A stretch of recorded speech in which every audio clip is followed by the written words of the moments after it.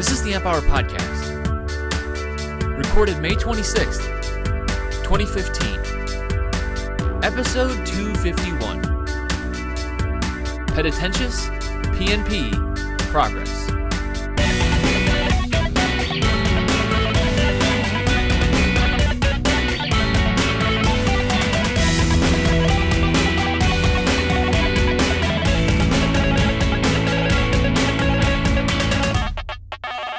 Welcome to the Amp Hour. I'm Dave Jones from the EEV blog.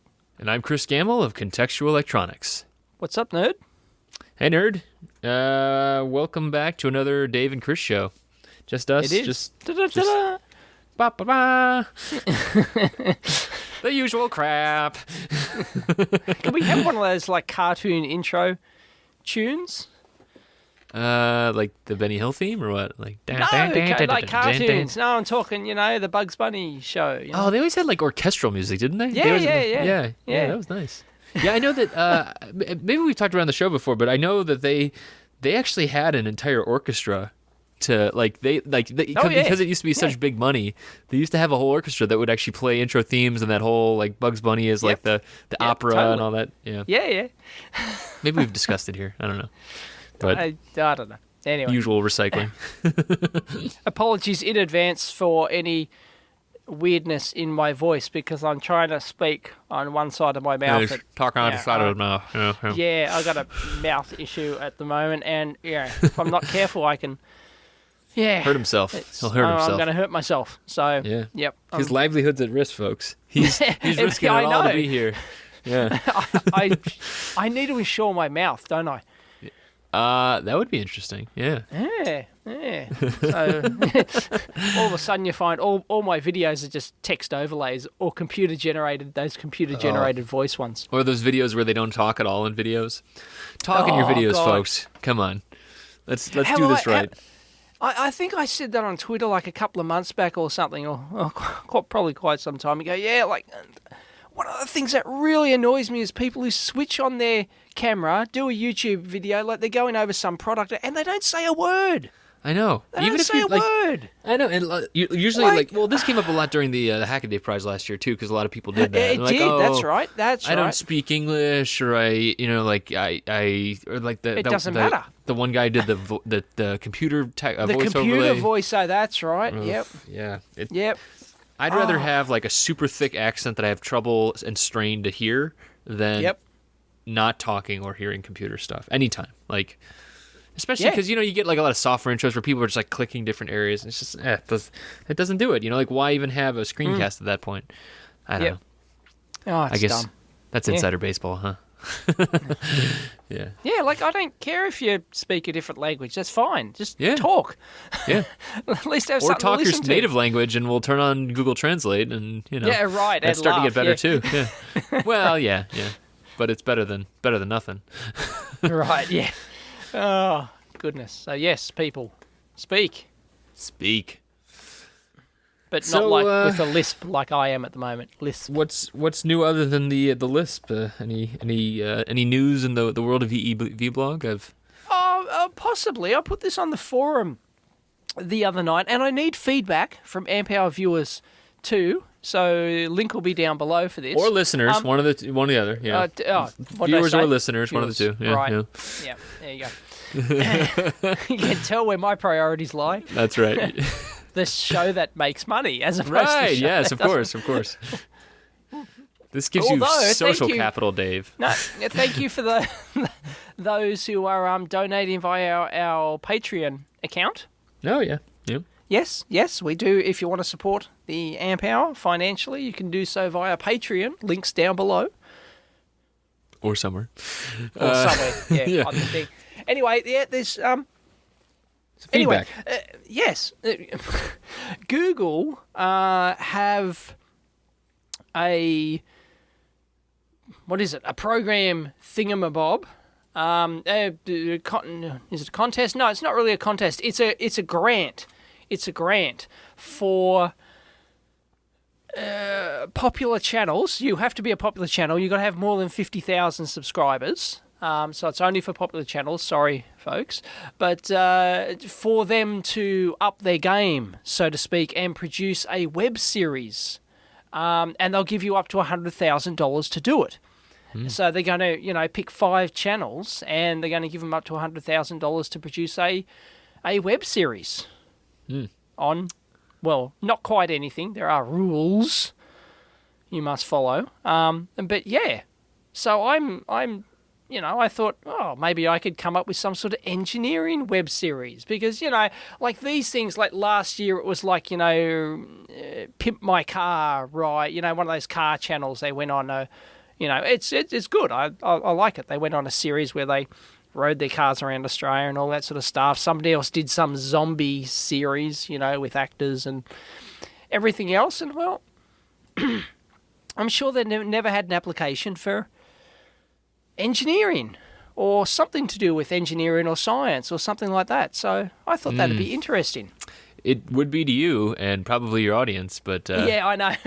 Well, this is time for a cynical Chris to come out. I mean, honestly, I think that the majority of people that are gonna, like web denizens are mostly like, I love video games and things that blow up. Yeah, like that's why MythBusters wasn't, like it was mostly explosions towards, right. the middle, right? That's all that you can do. You have to kind of appeal to this really broad base. So. That is why they have rules, and one of the rules is that you must do something that appeals to a broader audience than your current channel, right? So you have to sort of, and then, that's the idea, is to try and get people to expand to a more broader audience. And so that's what I'm after. I'm after ideas for a web series that Dave's going to be doing dancing with the soldering stars. And dancing with the nerds, yeah. Dancing with the scars, that's what it'll be called. Soldering and dancing with the scars. Oh, goodness. Is that your best idea? Well, I don't think it's going to work, to be honest. Not to take on the role of the negative Nelly in our usual dynamic. Well, that's why I'm after ideas, right? Why can't, like, my first idea was that I could do something on, say, renewable energy, for example. Yeah, okay, right? That's a little broader. That's got broad appeal. Yeah. Right? That's got broad appeal. And anyway, so yeah, I need people's opinions. I haven't had too many at the moment, so I need more, and one will suddenly maybe jump out and go, oh yeah, that's brilliant. Yeah. So, yeah. Whether or not I've got the chops to pull it off is another thing. But, with that sort of money, like, you do it properly, right? I don't just do my off-the-cuff thing. You'd spend months planning it, and then you'd, hire a filmmaker, you'd hire a filmmaker and editor and everything. Yeah, like that, you'd actually, put some money into the production side of things. Yeah. And, And I can't think of really all the ideas that I came up with involved travel. It's like nothing I came up with involved like something I can just do here. It's like, I don't know why that is. Maybe I'm not smart enough to come up with an idea. Because travel is not easy for a family guy like me. So. No, definitely not. Yeah, right. What do you mean by travel though? Like you need to travel to see other things and like. I'd need to travel to see other things, go on location. If I was doing renewable energy, for example, I'd have to go to where all the renewable energy projects are and go, here it is. Wind turbine. Wind turbine behind you, kind of thing. Yeah. So I'd have to do one of those, David Attenborough type things. If you ever watched his stuff, he or more importantly, the making of the David Attenborough things. Like he travels all over the world to, 50 different locations for like 1 30-minute thing, and they shoot like 1 minute. Like they go to a different country, set up all the production, spend they weeks, shoot like and 3 then hours worth, and then they edit it to 1 minute. Yeah, and they edit it down to 1 minute of footage. That's kind of... That's nuts, yeah. So, yeah. So these, another thing is they say, 5 to 7 minute, episodes for this web series, and maybe 5 things. It can be longer, but it depends on your subject material. So. Yeah. I may be on TV soon, I found out. Oh, really? Why? Yeah, it was really dumb. So I was at there's a hardware startup meetup in San Francisco. I forgot, I didn't mention this to you before the show, but yeah, I was at this, it's this meetup that I know about because I'm a moderator on the hardware startups subreddit, and So I always see about these things and stuff like that, but I've never been in San Francisco when it was happening. And finally, this past time I was there, and so they had people line up. You know, like how these meetups. Have you been to like these meetups before? No. So like a lot of the meetups, they're you know, like, so I actually run a meetup as well in San Francisco when I'm out there, where it's mostly like I get former guests of the Amp Hour to give talks at our right, office. Yeah. But this one was more like lightning talk, so it's like everybody gets like 2 minutes to kind of like pitch, and you know, like those silly pitch competitions. Yep. And so I was talking about Parts IO, and other people were talking about their startups, stuff like that. But at the beginning, they all had assigned releases about being on this Startup U, or I think, and I'm like, oh, well, what channel is this on? They're like, oh, ABC Family. What? Oh, okay, cool. Yeah. Right. So I may be on ABC Family in 6 months. You know, it's like that, where it's like, right. If I didn't look stupid, and if they decided to use the footage of me, it's just like, ugh. I don't know. Yeah. I don't think I don't have a face for TV, Dave. I think neither do I. Yeah. Yeah. So I it's, said as much in my Ignite talk that time. Oh, right. Yeah. I've got a head for radio and a voice for cartoons. There you go. That's what I said. Yep. Yeah. So yeah, but the thing that might, if I do make it in there, if I do get on that TV thing, I will have my new t-shirt design in there. I was wearing the t-shirt at the time of recording. Are you going to tell everyone what it was? I finally will. So I for the second year in a row, I took a new design to Maker Faire. Last year was Never Trust the Auto Router. This year, well, Dave, why don't you explain what you thought of it when you first saw it? Well, explain what it looks like. So it's a guy riding an animal, and the animal looks like a soldering iron. It's kind of like a horse, right? It's kind of like a horse with like the tail. The tail is like the cable of the soldering iron, and the head is like the soldering iron tip. And you're riding this soldering iron, basically. Right. And he also has a whip that's actually made. It's meant to look like a whip, but it's actually a spool of solder that's being dragged behind him, so it kind of looks like a whip. Right. Yeah. And the whole idea that it came from was this: he's a solder jockey, which is what a diminutive name that one gives to oneself. Exactly. Right. That's the first term that came to my mind. I went, oh, solder jockey. Yeah, I get there it. You go. But yeah, right. why? Because that's the thing. Solder jockey here in Australia means like a grunt. Like a grunt, the dumbest tech possible, the dumbest, noobest tech, sort of like incompetent type tech is a solder jockey. Right. So, yeah. Right. So it just didn't make sense for, why you would advertise yourself as something like that. Because it's like like when people call themselves like grease monkeys, you know what I mean? It's like that's our version of grease monkey. It's a diminutive term, but it's also how you'd refer to yourself. Like, oh, I'm a grease monkey. Right. It's a self-deprecating. It's self-deprecating. Right. Thing. Exactly. Yeah. Oh, I was a solder jockey today. I was just soldering boards all day. I was a solder jockey. Right. So right. That's the idea. And most of the people that came up to me, they stared at my shirt and they're like, oh, I get it. And every time I'm like, so what do you think it is? And they're like, well, it's a soldering iron. And I'm like, yeah. Right. No. They didn't get the jockey part. No, they didn't. Most people didn't. Right, okay. Yeah. Okay. Well, that was obvious to me. The first, within half a second of glancing at it. You're Dave Jones. Jockey. Come on, man. All right. What does that mean? I'm a solder jockey? No, it means that, you've been around long enough that you would get that. Right. Anyways, it's all about the the insider knowledge. So I'm actually wearing it again right now. I like it. I think it's a great design. But obviously I made it, so it will be on Teespring shortly. So if people are interested, they can get one. But yeah, I was at Maker Faire. You can be a solder jockey. Yeah. You could be a solder jockey whenever you want to. Maybe you could only wear your T-shirt when you're doing soldering all day. Yeah. So yeah, I was at Maker Faire I guess that's 2 weeks ago now, because last week we had a guest. We did, so we didn't really talk about it, did we? Right. So yeah, Maker Faire, pretty standard. Is it getting boring? Different? How many 3D printers did you see? Not too many.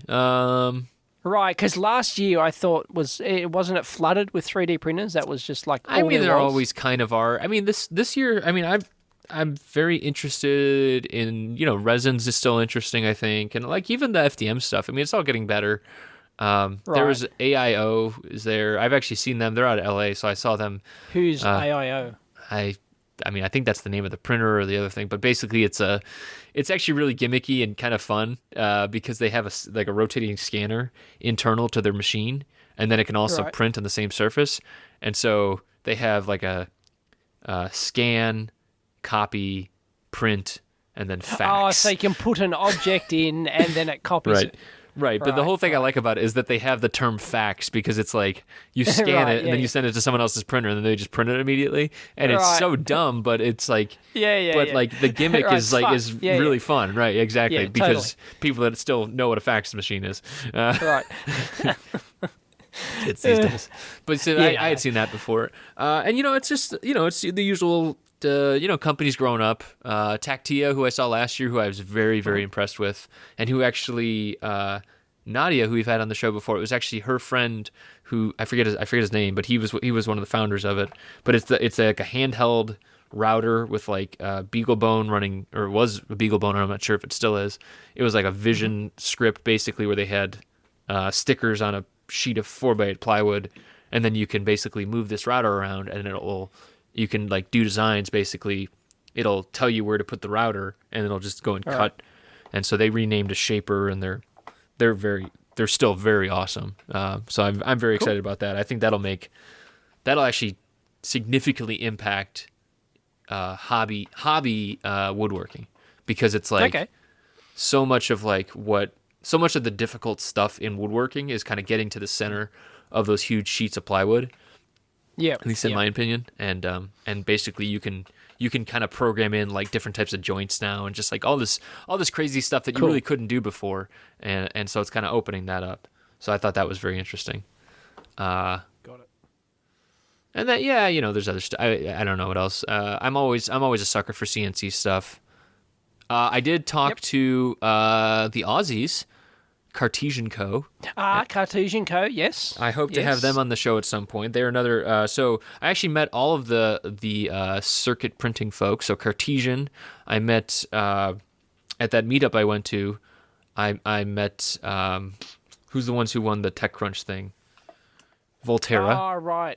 Yeah. Yes, Volterra. Yes. Yeah, and they were the ones who had that cool overlay thing. So like basically they had the circuit printer, and then they have the dielectric material, like the insulating material, so you can jump over. Yep. Yes, which I think is very cool. The Volterra, I believe, was on like Popular Science. Whether or not it was like on the front cover or something. Anyway, there was some big article I saw the other day on Popular Science about the Volterra. This machine will change everything. Blah blah blah. This machine will change do-it-yourself electronics or whatever. And So, what's your opinion after seeing them? My opinion is still meh. So I'm still pretty skeptical, but not necessarily. I mean, the thing that was interesting is I talked to Ariel from Cartesian, who I hope to have on the show at some point, and he mentioned that he has a switching circuit. Now, like I've said in the past, I think that ultimately you have to have. I think a switching circuit is a buck regulator is a perfect version of a test circuit for that, because it can be high current, it can be high frequency. You need thicker traces. Basically, you need it kind of puts your circuit to the test. And then you could start to test, emissions and stuff like that around it. And so he said that he didn't have any with him, but he said that they've done that a couple times. So I have no reason to believe they wouldn't work just fine. Mm-hmm. But I believe that's missing the whole point of why these machines are meh. Yeah, I agree with that as well, because, and this wasn't me that thought of this, it was someone else, where they're like, well, yeah, but it's only one layer, it's like, oh, well, shit, yeah, of course, like, it's a one-layer board, yeah. See, that's the thing, like, these things, they can't drill holes, they can't do through, the Volterra one can do through-hole plating because of its dielectric layers, but... No, it does crossover, so that's really what that does. Sorry, it does crossover, it removes the dielectric layer at that point, so it joins the two together. But when you can buy a proper FR4 double-sided board for almost, they're practically for $5. Like, the only reason you'd want one of these machines is if you need something now for a quick and dirty prototype. Well, and I think but I think that maybe the point that we're missing here, Dave, is that more people do than we think. And maybe not, but I think that, if we see it succeed, that does at least point towards that way. But we've got to be careful when we say succeed, right? By succeed, we don't mean, okay, they sold a couple of thousand units, right? It's like how much the industry grows. Are people actually using them as a part of just buying them, thinking they're cool, and then it sits in a cupboard somewhere? True. Right? It has to be sustained kind of growth. It has to be sustastained before you can claim that, right. Look, of course. Well, and I think that's also going to depend on, how much the I think there's still limits on a lot of that stuff too, just like anything else. You're not going to do BGAs and stuff like that. So as packages continue to shrink in that case, you're still going to need to going to need some kind of breakout in order to use those boards or use those printers. So and the other thing is, everyone is going to ultimately go to an FR4 anyway, unless you're happy with your one-off little prototype. Even if you're going to do like a run of 10, you're probably not going to use this. You're going to send them away for a proper board. Right? Yeah. It's because you got more time, right? Typically, you'd have more time. It's not like, I've got to produce 10 in a day right now. It's right. Yeah, I think this is still the market for that is so limited. I don't want to be a Debbie Downer on this. I don't. But just from all my experience, it just shows that it's so niche that it's almost not worth hyping up in any way. It's like, okay, so you can print a board. Okay, I can go etch my own board too. I can go make a board in an hour if I want. Right. Well, and it'll be double-sided, and it won't have plated through holes, but it'll have proper drilled holes. It'll be on proper FR4. I can make the damn thing in an hour. Sounds like we need to have like a board off. Face off. Exactly. A board off, right? An etch off. An etch off. etch off / add-on, right? Or print on. Right. Yeah. No, I think I think totally, and I think if we have those guys on, we should definitely talk to them about that. Because I think there's other. My way of doing it isn't as sexy, and it's messier. But the fact that it's been done for like 50 years and it works, that's how all hobbyists used to make their boards. Yeah, right. but also, there's something to be said about an easier tool flow. I think in all of this stuff, it becomes a tool flow thing as well, and so that's another one that I would point to is that so another one that I liked, and actually that I had a link on the subreddit about as well, and I've talked about in the past, is the Carbide 3D, who, again, they were there last year, but basically kind of closer to shipping, no, they are shipping now, and then they have, some new features and stuff like that. Right. And, and so there's a link in the, for, what do they call it? I can't even think of it now. The Nomad 883. So Dangerous Prototypes posted this earlier this week. But basically, it's just like another milling platform. But honestly, in all this stuff, what it comes down to between Volterra, Cartesian, everybody else who's doing the printing stuff, and then Carbide and other mill, basically all of these things, I think what it comes down to is software tool flows, right? Because even if you're etching with the acid, you still need to make sure your tool flows are good and your printing is good and stuff like that.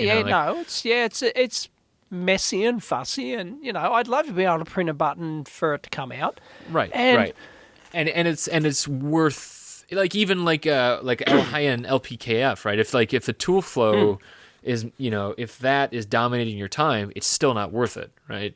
It's still there's still a balance point where it's like, well, hire a tech or send it out for 1-day service kind of thing. So all of these things have these balance points. I think what's getting better though is that software, like the Nomad. I know the guy that did the software for that mesh cam, and from a milling perspective too, it's getting better. It's so from a lot of these things, I think it's just that more software is better, and that's good. That's really good. Because I'm sick of messing with it, And And even like so another thing I saw there was there was 3 different pick and places I saw, I think. Right. And so I have one. I've got a pick and place kit. That's right. I saw your video. And I'm also getting a CNC kit as well. Oh, really? Which CNC kit? For the life of me, I cannot remember. I'm trying to find it now. What's the name of your pick and place? So you have it's a light placer, is that right? The light placer, yes. Light placer. Yes, yeah. the light placer. I don't remember if they were there. I saw DIY PnP was there, and then Fire Pick Delta was there as well. Fire Pick Delta. Yeah, and the Delta thing, Delta robots, I'm kind of over. Just in terms of they're kind of fussy, it seems like. But really? the DIY PnP, the software was actually really nice for that, and it was a bigger build platform as well. That's another problem with it seems like with the Deltas is that they're like all of these things. Like you look at them, you walk up to them, and they're doing placements, and the placements, and they you ask, oh well, how tight of a tolerance can you do? And they say, oh well, 603, we're trying 0402. A lot of them said that kind of thing because 0402 is kind of the balance point. But even still, you walk up and like all of them have cut tape taped to the platform. Tape to the baseboard. That's what my one's. Yeah, it does not have feeders. You know? And that's the kicker. Right. So I mean, I was at another event. I was at another event for Seed Studio because Seed Studio is opening a facility in the States in Oakland. So I went to an event for them, and they actually brought a TM245. Yes. Is that the one with the new vision? They've just released one with vision, That is the one with they? Yeah, exactly. That's the one. Actually, I'm not sure if that one specifically... So I don't know the different models and stuff like that, but basically that one does have some kind of feeder. It's like a re-spooled component kind of thing, like a digi-reel, kind of how they do that, or like, basically rewinding them around a tinier reel, and then they have advancement and stuff like that. But Got it. the TM24... Yep, go ahead, sorry. Hold the press. My CNC, my milling machine I'm getting is the Inventables X-Carve. Oh, that's a good one. I like that new platform. That's that was just released a little while ago. Yes. They're taking pre-orders. They're shipping pre-orders. I think they're currently and I've got a pre-order in for one of those. I didn't order it. They offered me one and said, which one do you want? Like, I could have got like the real big one, like the 1 meter by 1 meter or something. But I thought, that's just stupid. I can't even fit that on the bench. Like, why? Right. Like it was, just way too big. Yeah, and all this stuff. I mean, like that one is kind of that they call that 2.5D for that one, and that one has I forget what the software is called for that, but they have a new browser-based software for making that. I think it's that one. So they have Xcarve, which is like an extensible platform, I believe, and then they also have their Carvey, which is like that's the enclosed platform. That's a commercial one, I think. Yeah. Isn't that commercial software? Yeah, and they can give you a cheap license or cheapish. Yeah, something like that. Honestly, in all this stuff, it's going to come down to what are you using it for, it seems like. So of course. Yep. If you're going to be using it for milling, largish boards, you might be okay for that kind of stuff. I think the Inventable stuff, they don't seem quite as rigid. Honestly, what it comes down for CNC is this rigidity and then flatness of your bed. Yep. So it'll be interesting to see your perspective on that.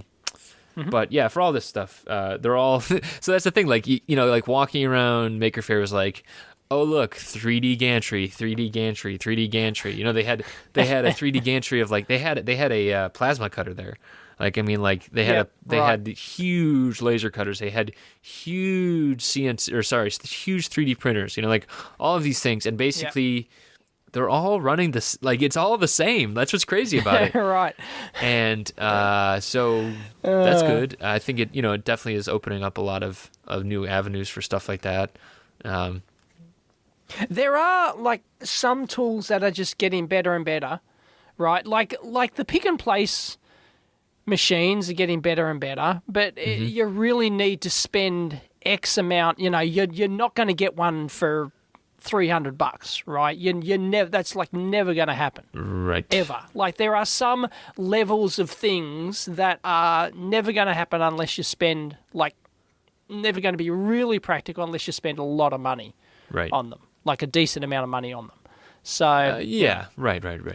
it's regardless of how much the technology improves, I suspect.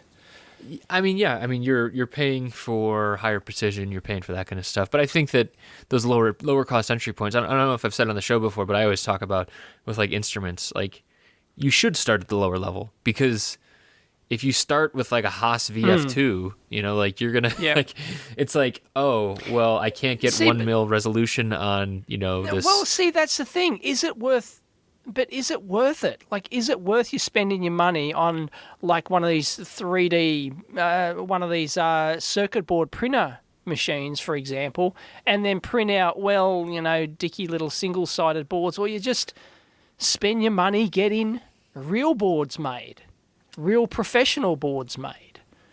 I don't know. It's how much learning do you get out of making your own boards? That's the thing why I don't etch my own boards anymore, right? Is because it's just it's pointless. Right. Well, you've already gotten the learning out of it. Yeah, well, there never has been any learning out of it, right? It's like building a kit, right? You don't learn anything. You learn how to solder, okay? You learn how to, wire up a few things, but that's it, right? Yeah, troubleshooting though too, right? I mean, if it doesn't work, right? That's where you learn. You don't learn electronics by making your own boards. Like it, it's like it is a nothing skill. Like you're not going to go into the industry. Oh, I can make my own boards. Oh, everyone's going to go. Well, so what? Maybe. I don't know, Dave. It shows enthusiasm, but it's not a realistic, industry skill. Yeah, I'll give you that. Whereas designing and laying out proper boards that can be manufactured for production, that is a real skill. That I agree with that as well. That is a valuable skill. I do teach that, so. Yep. Yeah. So I don't know where the balance point is. I think that if people have a disposable income, though, there's nothing. I think what ends up happening there is that people that buy some of the lower cost platforms end up contributing to them, and that is a skill in itself as well, because then you end up working on the software flow, getting deep into the how the steppers are working and stuff like that. But how many people do it? Come on, you're talking 0.1% of people who buy these things actually contribute. True. Yes. It's incredibly small. Yep. Yeah. I don't know. Right. So Maker Faire was all right. It was, yes, noticeably absent. The Learn to Solder booth was no longer. Who ran that? Was that an Element? Was that an Element 14? No, this year was Google. It was Google this year, but in the past years, Google had a Learn to Solder. Yes. Really? Yeah, I mean, it's just the how much money they pay, but in the past years it has been Radio Shack, which is obviously no longer allowed to monetarily contribute because they have no money. No money news. Yes. Recent news. They have no money to pay makers. Yes. Who they bought. I presume they sent them stock and they went bankrupt. And oops. Right, and the thing about that article is not actually that they're not getting paid. That's not too surprising about. Yep, exactly. Bankruptcy. It's that the big boys got paid first. That's. They did. Yeah. Well, let's go through a list of who was owed money. Seed Studio were owed $800,000. Maker Media, i.e., Make Magazine, they were owed $106,000. Who's Magic? With a Y. In brackets, Arduino. I've never heard of them. I think that they might have been that might be the former name of the Arduino SRL in Italy. Was it? Okay. I think it might have been. And then Parallax, Velleman, Little Bits, and Apple were owed a buttload of money first. Guess who got paid first? The guy with the lawyers. No. Yeah. So, Apple and Maker Media got basically paid the big money first. Because, as you said, they've got lawyers. And the smaller players, they don't have Look lawyers, at that. so they can Reality smacking people in the face. Yeah. Yeah, exactly. Lawyers are still a thing. Of course, that's conjecture on our parts, like most of this show. But But that's a buttload of money. Seed Studio, for example, $800,000. Yeah. Wow. Yeah. That's that is that's significant. Yeah. Yeah. And they didn't get it'd paid be a red interesting. cent. It's like I said, Seed's moving to the States too, so it'll be interesting seeing. They've obviously been growing for a long time. Then they'll get lawyers as soon as they move to the States. Yeah, lawyers. Right. Welcome. Here's your appointed lawyer. Lawyer, yeah, as soon as you come into the country, Yeah. Yep. Sad but true. And your cholesterol test. Right. And here's a gun. Yeah. Right, of course. Oh, man. Going to Texas?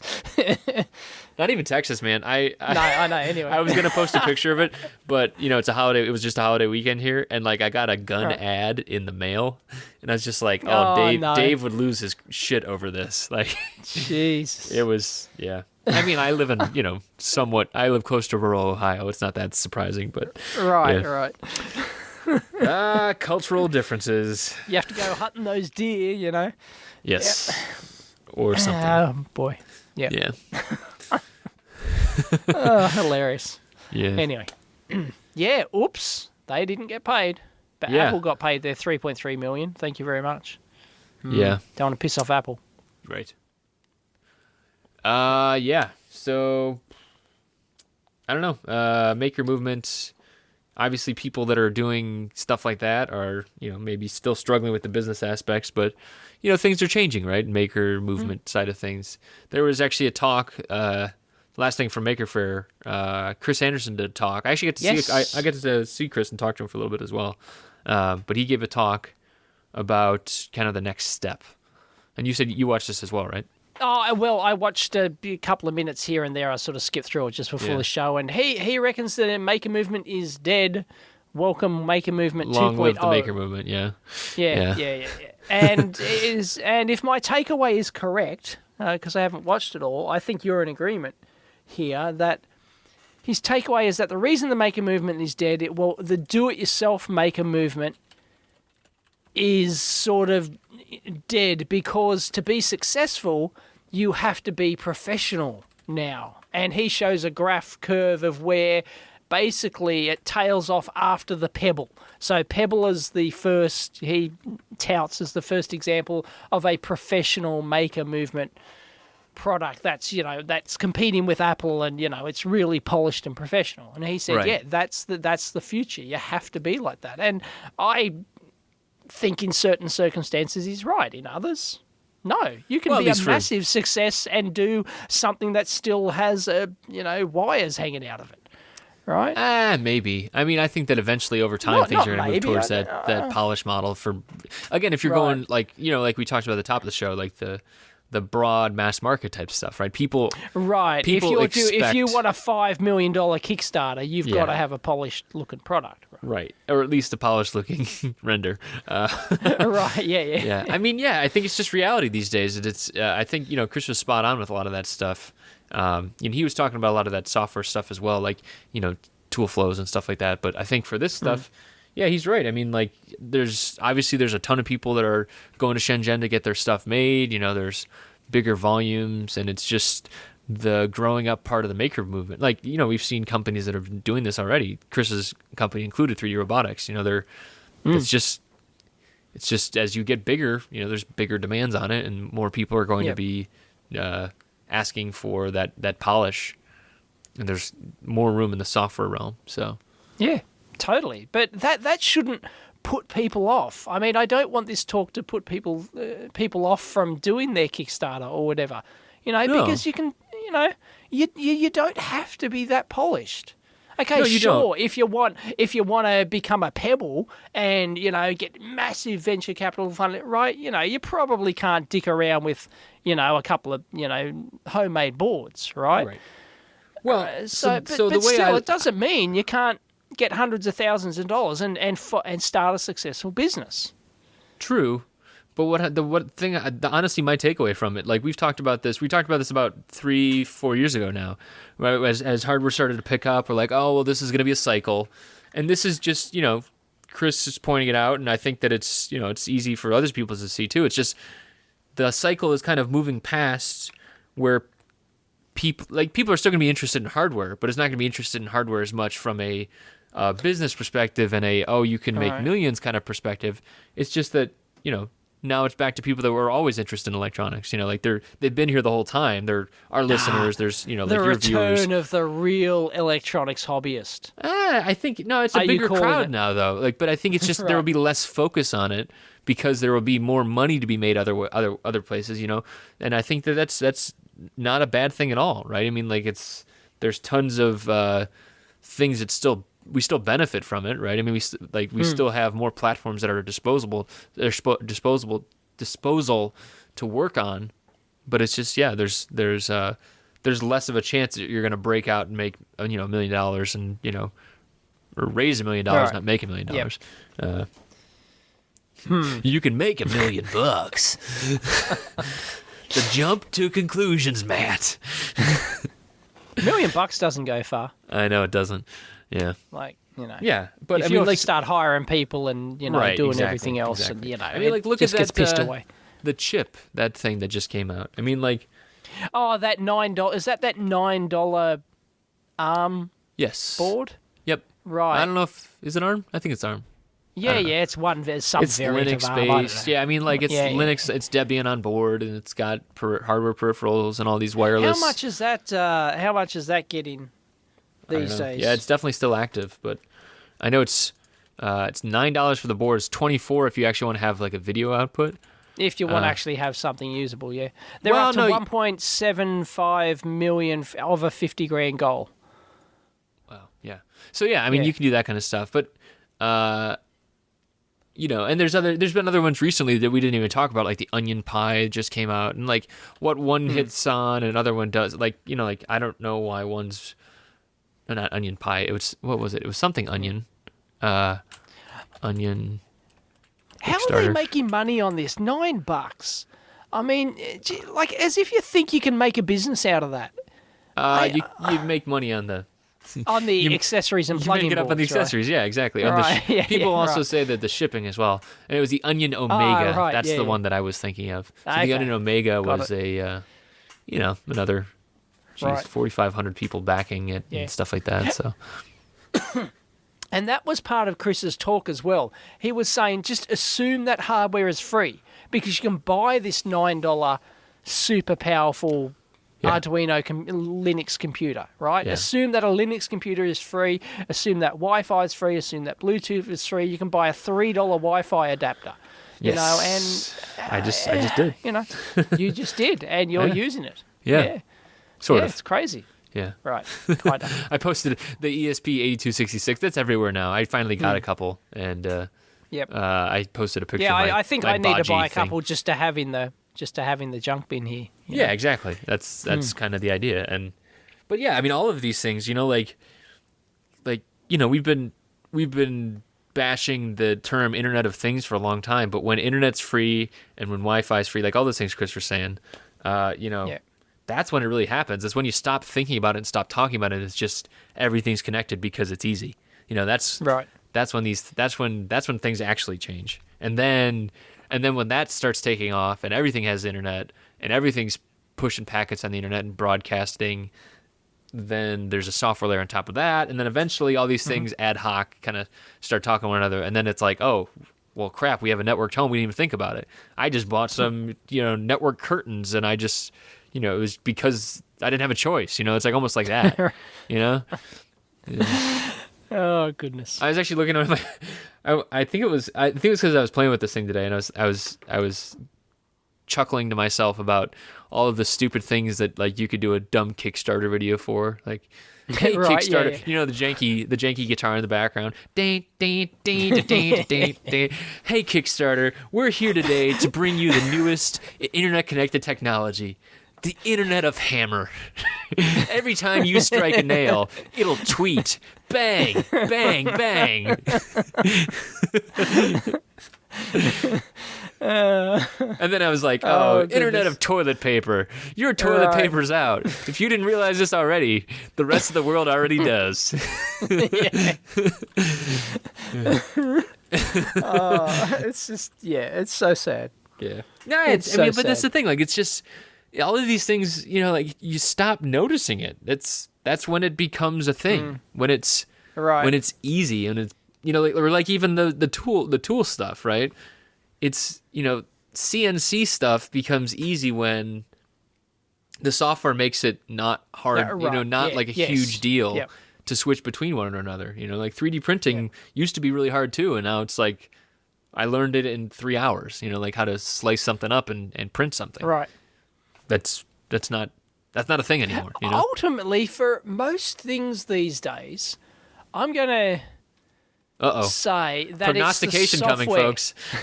the software that makes things easy these days. It's always been that, Right? Dave. I mean, like, the hardware makes it accessible, but yeah, the software makes it easy. It's like a 3D printer is freaking useless without software that just makes it work like that. Yeah. Can Right? you imagine? Like, folks, it still runs on G code. Like, have you ever seen right. G code? Like, it is terrible. You can hand program your own G code. Yeah, right? exactly. It's like, Yeah. God, it's terrible.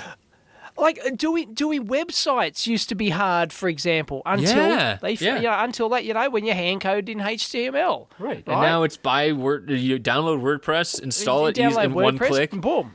Buy Bam. a theme or download a theme, and you have a website. That's have not a an issue anymore. professional-looking website. Yeah, Right. yeah, exactly. And there's still professionals that are making it, right? I mean, there's still people that are making that are doing cutting edge websites and doing interesting things there. Yeah. But it's not the edge anymore. Like the edge is now, hell if I know, like design, or like there's other stuff now that like people care about. And electronic, like analog electronics, hey, that was left in the dust 40 years ago. Like it's just not a thing anymore. I mean, there's still pockets of interesting things, and there's still experts around it, right? And I used to work with a bunch, but like there's not every leading edge person in the industry is doing that now. That's just there's no need. There's no money in it, and so they can't support itself. Same thing with websites. There's not people like hand coding HTML. You're not going to be making the money you require to live in the Bay Area. Exactly. So yeah, And things like Chris Anderson's drones, for example, they're nothing without software. Right? Yeah, right. I've backed this new throw and did? track drone. Oh, yes, yeah? I did. Yeah, I what got was that sucked called? in. It was named after a lady. Yes, Lily. Lily. That's right. Lily. Yeah, Anyway, that was I backed it, and beautifully I've got to done wait video, forever at least. Yes. I've got to wait forever for it to be delivered, like next year or something, and if they even deliver, Yeah, But right. it's the promise of it just working. Yep. And you've said that that's the before promise about of it. like that's why you use Windows, right? And Right, yes, it just works. I don't want to have to dick it. That's why I've been using Windows since 1990 or whatever, it is. It's I'm guessing through yeah. that 25-year span, Dave, it hasn't just worked. No, but It's just worked more than Unix and then Linux. Well, I and then, enjoy it a lot more now because it works a lot better. I plug something in and it just works. Yeah. Pretty well, much. And that's right? what a lot of people say about Macs as well, right? I mean, like that's Right. for a Yeah, lot of yeah, things. of course, It's I just can understand nice it, design and just a lot of integrated environment stuff like that. Yeah. Yeah, Absolutely. I've been dealing with this I've been deciding on. Obviously, I've talked about it in the show before, but deciding on a platform like a micro platform, and I want to build my own board, and again, just for the learning for contextual electronics, just for the learning of going through board design, specking out a chip, reading the actual data sheets, and making sure that everything's right. Like there are skills in there that are very necessary, but not a lot of people are going to need them these days. But some people are, Right. I'm just at the software piece right now, and trying all these dev boards, and man, it's still not there. Like Arduino is right. I mean, that's what's actually so jarring. Arduino's that's what made it so successful. Is that it kind of sort of just worked. You know, It still does. like the Arduino is no different to the exact same development board from 20 years ago. Exactly the same. Oh yeah. The thing that made a difference 8-bit is AVR. you know, it's like Yeah.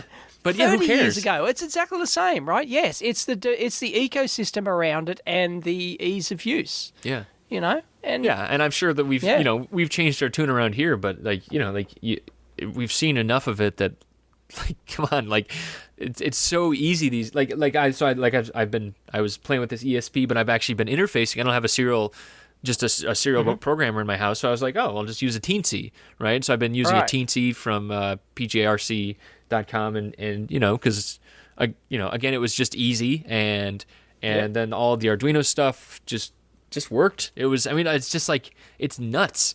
It's just nuts. And libraries everywhere. And so I think the interesting thing going forwards actually will be the people that dive down further, right? Those are the people, they'll be very niche, like you say, but they'll be extremely sought after, right? You'll have the Paul Staffagens of the world. That's the guy who does the Teensy. Like he's in the weeds doing, translating this Freescale data sheet and then writing the code of. He's got a team as well, I think. But there's that, and then there are the service providers for the everybody else making it easy, right? That there's a business opportunity in the making it easy, but most people won't dive into these smaller pigeonholes where it's just doing that one thing. Most people are going to do the broader stuff. And then some people will do, the smaller, very targeted things like, developing a Teensy and stuff like that. So, you want to know what I like? What's that? Is that regardless of all this newfangled ease of use stuff, it is still, if you want a successful product, cannot get away from doing proper electronics. You have to customize your product. You can't go to the market, look, I've got this new $9 chipboard and I'm plugging all these shields or whatever they bloody call them on top of them, and here's my finished product and I've just got some smart software to go with it. Fail. Right? You're not going to have a successful product doing that. A successful product has to go back to the bare metal and lay out the board for, optimize your BOM, do everything else, design for manufacture, design for test, blah, blah, blah, blah, blah, right? Yep, Real definitely. Electronics, it's not going away. Right. It's not going away. Right, and it'll still be that, like I mentioned before with analog electronics, there's still pockets of people that are doing that stuff, but it's not huge, but then those are the providers for other people, right? So, yeah, so don't despair. The people are listening and they're like, "Oh, what am I going to do?" It's like, well, don't worry about it. No, somebody asked that. What is the point of learning basic electronics as a hobbyist? That was a good somebody question. Somebody asked this from Vikash. Vikash, I think. Asked this. Yeah. He's genuinely confused. What is the point of learning basic electronics? There are already cheap modules. He's talking about exactly this. That makes it super easy to do a variety of things. It's all plug and play. And, well, that's great. Yes, you can design your own farting gnome, right? Go ahead and do it. It's trivial, right? You don't need to know electronics. It's plug and play. You plug them together. You write some simple code, and bingo, you've got a farting gnome that tweets every time every time it farts. Like, great. Okay, you can, you can make a robot super easy, and everything else. Make a drone and everything else. Yeah. But if you want to actually make a real product, you have to know real electronics. Yeah. You have to be able to lay out boards. You have to be able to know bill of materials. You have to be able to read data sheets. You have to cost optimize. You have to be able to choose alternative parts. You have to do all the real stuff involved in real electronics. Yeah, definitely.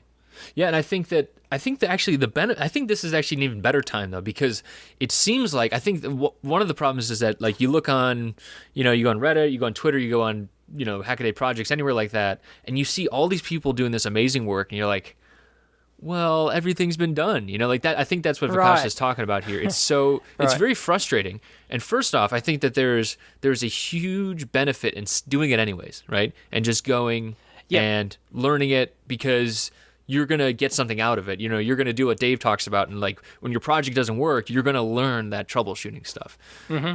But the big difference is, I think about my experience. I wasn't a hobbyist when I was younger. I started in school, and the way that universities do it, they start bottom up. They start, okay. Oh, they start here. Here is physics. Here is an here's electron. Physics, I know. Yeah. Here is a cow, expanding milk in all directions, right? That is a terrible way to learn. I personally, it is awful. It is awful. And now has never been easier to blink a light, be interested enough, get that endorphin hit, be interested enough in it, and then be like, well, I wonder what made that LED turn on. And then it's like, oh, it was code. And then what does this code do? Oh, well, there's assembler. And what does assembler do? That goes down to machine code. And then eventually a transistor turns on. What's a transistor made of? And it takes longer to get down from the top down, but I'll be damned if you don't keep more people interested along the way.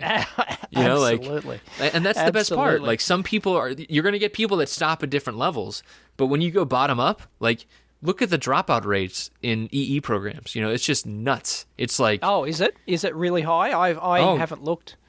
Just general engineering. So you go in engineering programs and they stick you in calculus, they stick you in physics. You get that's 50% that's your first fallout. 2 years, folks. Yeah, you get 50% fallout just from the math. And you're missing people that could be really good electronics designers who would be willing. It's all about the promise of the future. Oh, well, in the future, you work on this stuff.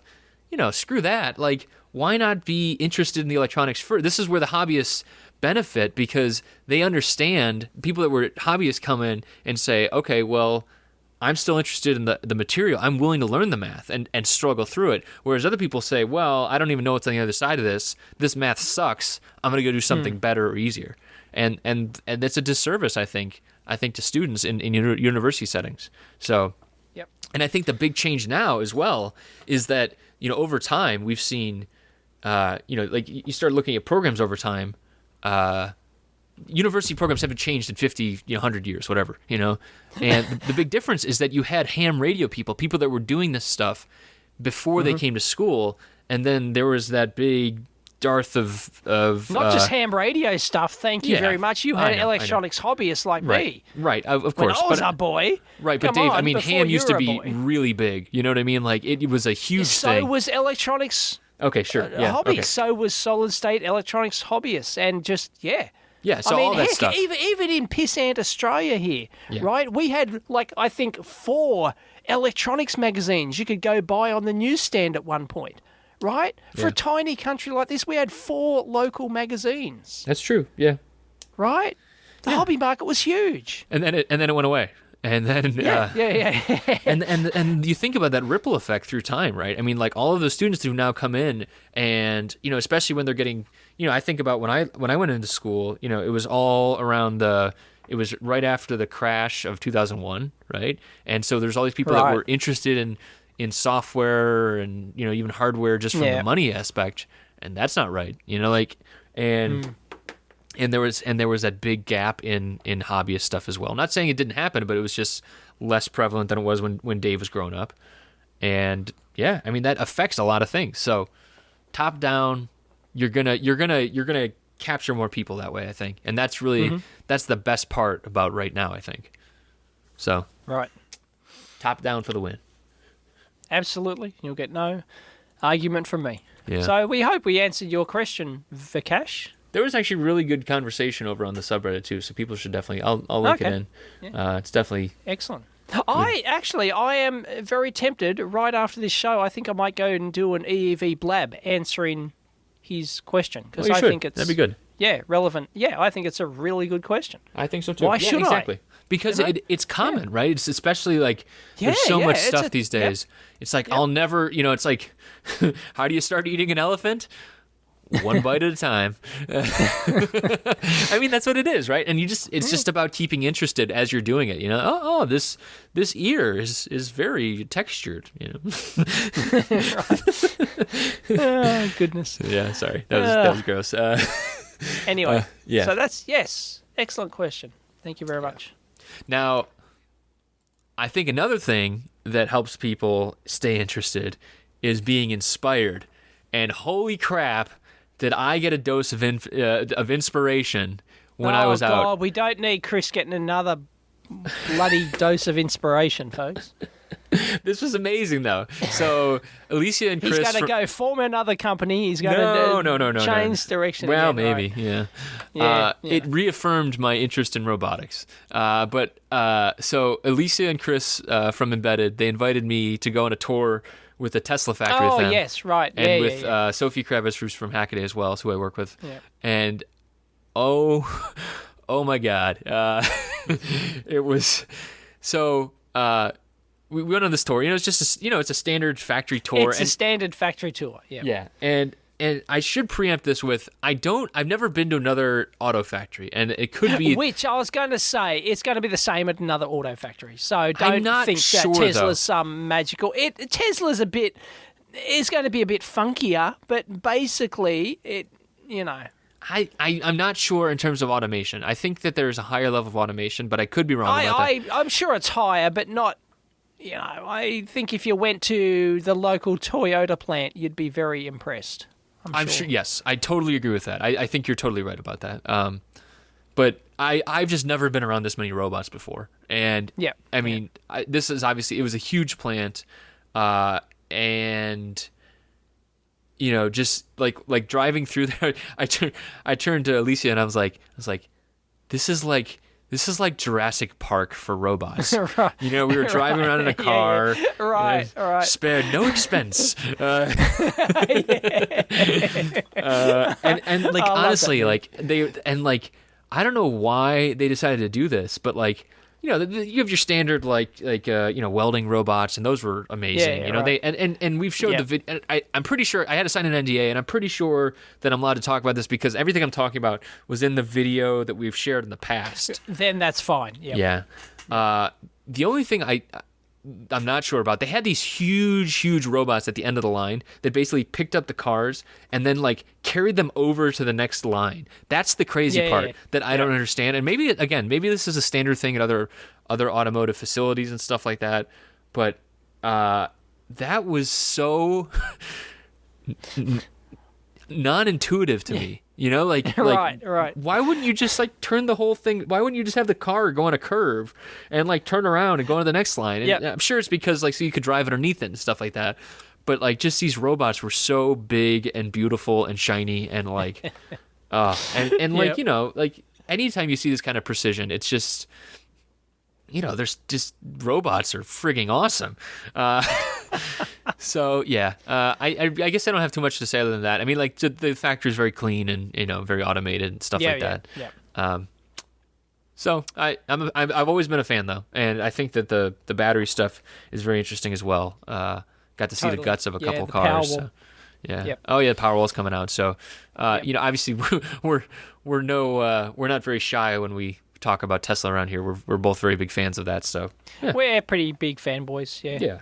Yeah. So I'm excited to see what comes next from them. We didn't see any of the new stuff either, so that's again why I don't feel like there's any big problem with talking about it. So, right.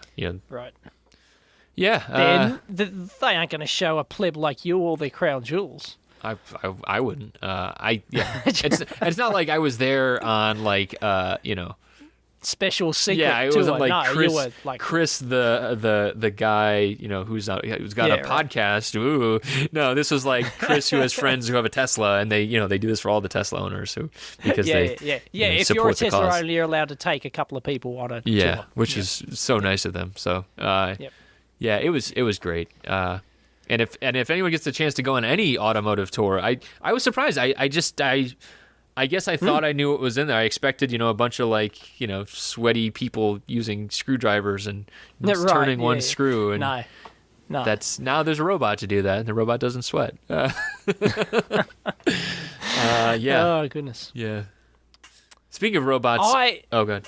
What? No, I was just going to change tack completely and say go back to PCBs. Okay. I am looking at I downloaded the new Circuit Maker software. Oh, you did? Out here. Oh, yeah? That Circuit just came Maker, out, yep. Yes.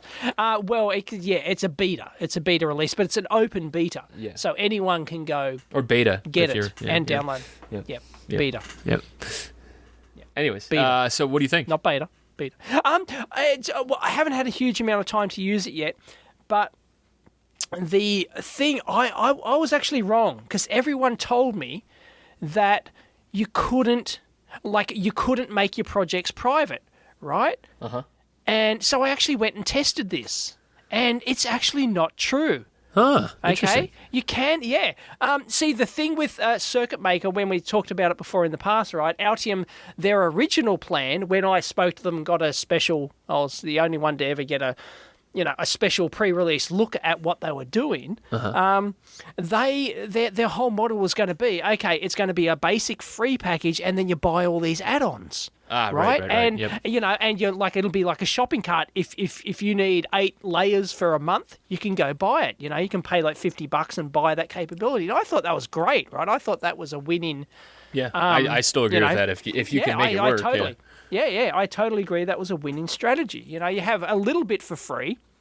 Just like the Eagle kind of thing, and then if you want more, well, Eagle's ridiculous because you got to pay $1,000 if you want to do a bigger board. But yeah, Altium, we're going to go, okay, you want to do a bigger board, $50. Thank you very much. Yeah, people will just hand over that like there's no tomorrow.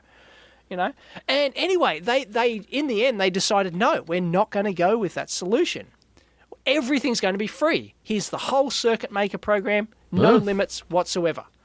So that's what they've gone with. Yeah, that's what so if you download this, there are no limits whatsoever. But the catch is that you had to make everything public.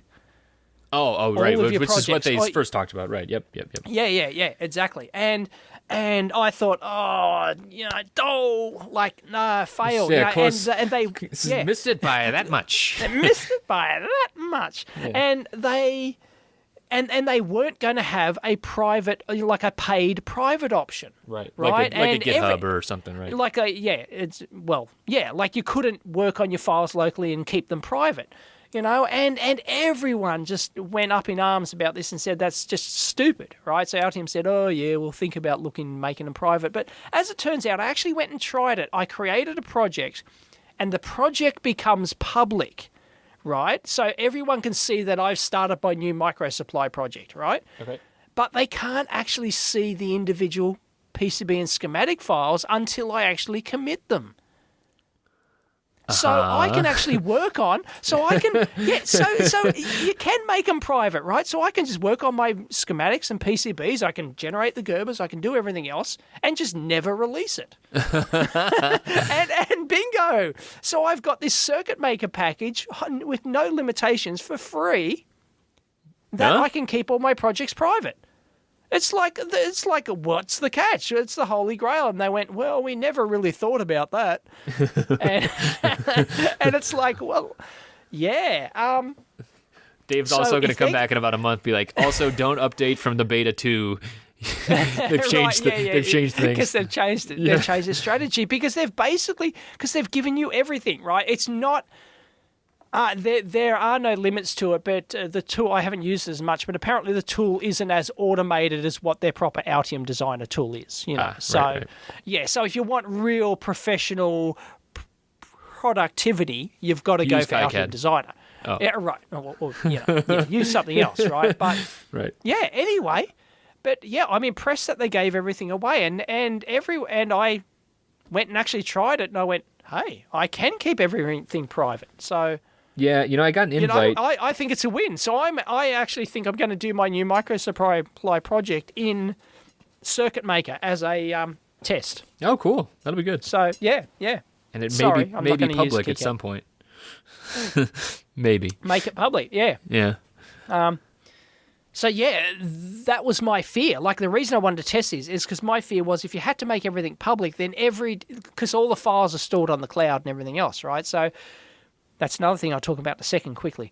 But I thought, like, every time you make an edit, it's going to be public. So I'd have all the public watching every edit I do. And then that's just stupid, right? So, right. Well, especially because you get a lot of comments about it, right? I would get a lot of comments, and people would go and use a circuit that doesn't work, and then they'd come back and, oh, your circuit doesn't work. Well, because I haven't finished it, you dickhead. Release numbers, folks, not commits. Right. Don't go by commits. Right. Go by release numbers. And yes, so yeah, as long as you don't commit the project, it stays private, and a local copy is actually stored on your hard drive. See, but So Dave, that it's means you're not not going to just be using. cloud-based. You're not going to be using get a revision control. Then that's not healthy. No, yeah. It's not healthy, Dave. Bleh. Yeah, shut up. I've been doing it for 20 years since before you were a boy. I know. No, seriously, I talked about that on Twitter the other day. It was like I didn't realize how much I've probably been at risk before doing that. Like, yeah, you could do it. I've done it. I did it for my whole career until like a couple years ago as well.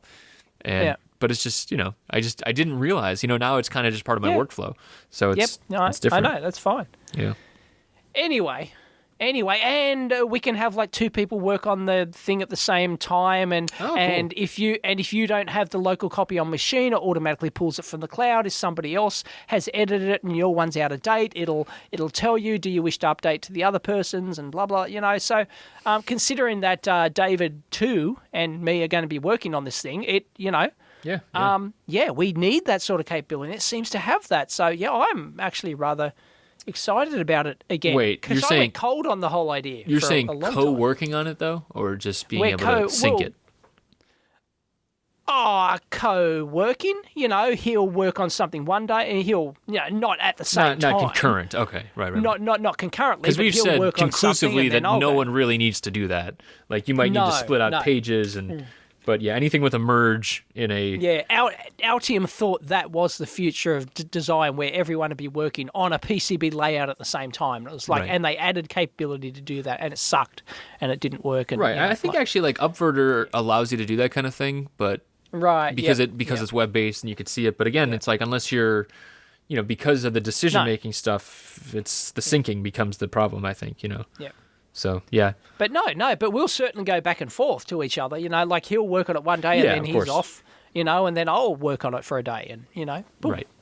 And then I've always been machines. an advocate of, splitting out by pages. And if you are going to have multiple people in design, at least assign people, make it hierarchical and assign people to pages, stuff like that. Yeah. So, just so you don't... Well, this project's not big enough to warrant that, really. It's you can do hierarchy on Circuit Maker?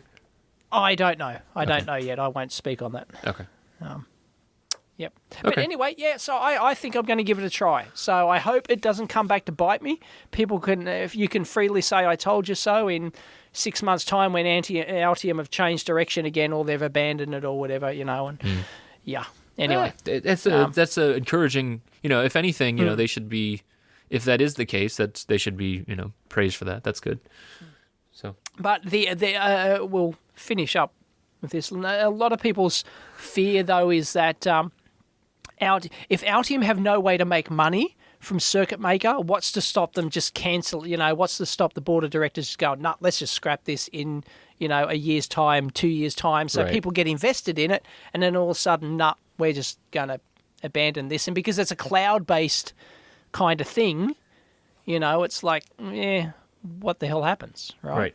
No, I agree. Yeah. So I hope people may be able to say I told you so in a couple of years. But anyway, I'm quite excited by it because I still like Altium and it looks and works like Altium. It is different to Altium Designer, but it's it's similar enough for me to be totally familiar with it. Mm-hmm. So I'm sort of happy in that aspect. So that's good. Yeah. I did get the email about it. I went to go install it and then I saw it's Windows only, so I was a little put off by that. Yes, Windows only. See, I'm not. It makes no difference. Right. To me. Right, exactly. No, it's true. I mean, that's very common these days, even for a lot of these embedded tools I've been using. So, anyway, so we were going to do the new micro supply, which yes, we are working on, by the way. Oh, cool. We were going to do it in Altium Designer, right? Because that's what we both use, right? But now, hey, we've got circuit makers available, so why not give it a whirl? I think even if you have a minion now, so even if you had to switch it over, you could pretty easily move it into another CAD package if you needed to. We could, but we'd both be starting from scratch. Whereas with Circuit Maker, where it's so I mean it's moving it back into Designer. That's what I mean. Like you could always do that pretty easily. Well, at the moment, there's no way to do it. I don't think. No, that's what I'm saying, Dave. Actually... I'm saying that David could go and just click, click, click. Oh, look, page 1 is in the designer now. Like, I mean, like manually, like re-enter it into. Oh, yeah, right. That's right. That's what minions are for, Dave. Yeah. Come on. Because the project is so small. Yeah, just sit there for a day and you can recreate the thing. Yeah, which is usually the best way to do it, anyways. I mean, like, so. It usually, importing stuff, it's nasty. Yeah. Just bite the bullet, sit there for a couple of days, and just redo it. I did find out that I didn't realize that KiCad can now pull in Eagle files natively because they switched over to that XML thing. You don't even have to like. Right. Libraries. A lot of people are doing that now. So basically, Eagle files are now portable for a lot of these things. So yes, because they're in open XML format. Yeah. Yeah. So that's good. I think that's something to be encouraged in general. Circuit Maker can load Eagle files with no issue at all, apparently. Cool. So yeah. So I mean that we should be pushing other programs to be able to make these open formats as well. I think that that's great that CADSoft did that. So totally. Yeah, I saw a talk on so Adam and Matthew from Wayne and Lane. So Adam's been on the show before, and they gave an update on KiCad at Maker Faire as well. So they're in feature freeze. Yes. So stable release will be here in July if people are interested. If not, if you're Circuit Maker folks, that's okay too. Right. Yep. Only took them 15 years to do it. Yeah. Right. 11, Dave. 11. All right, 11. Sorry. Yeah. Last thing I want to bring up. So if people are still listening, I figure they at least like the show a little bit, and maybe they like hearing me talk and want to work with me a little bit. I'm actually looking for people to help me with contextual electronics. So. Like I mentioned, we've been doing this embedded stuff. I'm interested in kind of getting someone with embedded background, kind of just for doing it the right way. So if there's people out there that are interested in joining in and helping out with contextual electronics, and you've got an embedded background, especially if you're doing like bare metal type stuff, shoot me an email, chris@theampower.com. And this is a paid gig? Yeah, it wouldn't be like full-time paid kind of thing. It'd be like a revenue share kind of thing. So. Oh, revenue share, right? Right. Which would be, the other thing about that is if the program grows, then I am looking for eventual partners, that kind of thing. So yeah, I'm interested in talking to people about that, and might as well use my soapbox for it. So why not? Yeah. The amp hour is our soapbox, and nothing else. Yeah, pretty much. Awesome. Anything else that we should mention? No. I don't think there's anything else. We're over time. I liked your project this week. Go watch Dave's video about his old logic analyzer project. The old logic analyzer. Yeah, that was fun to see that. So, and we've talked about that in the show before. So. It was lengthy. It was like 50 minutes long. I was so disappointed how long it turned into. People don't care. No, right. Yeah. Okay. You didn't watch the whole thing, did you? I'm kind of working through it. So. Right. Okay. Yeah. All right. Talk to you next week. Bye.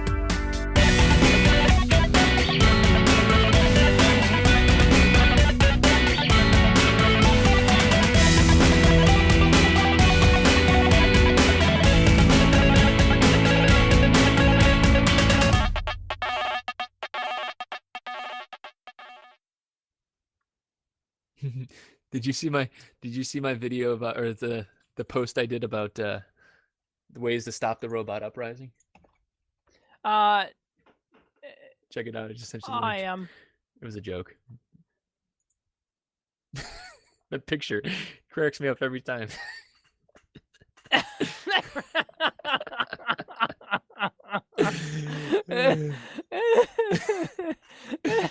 It's like, I know it's really healthy. It's designed. I'm going to look at the photo. I assume it's designed as a medical teaching aid, like for how to give prostate rectal exams. Yeah, prostate exams, stuff like that. Your butt has a name, and his name is Patrick. Patrick, yeah. It's definitely worth checking out.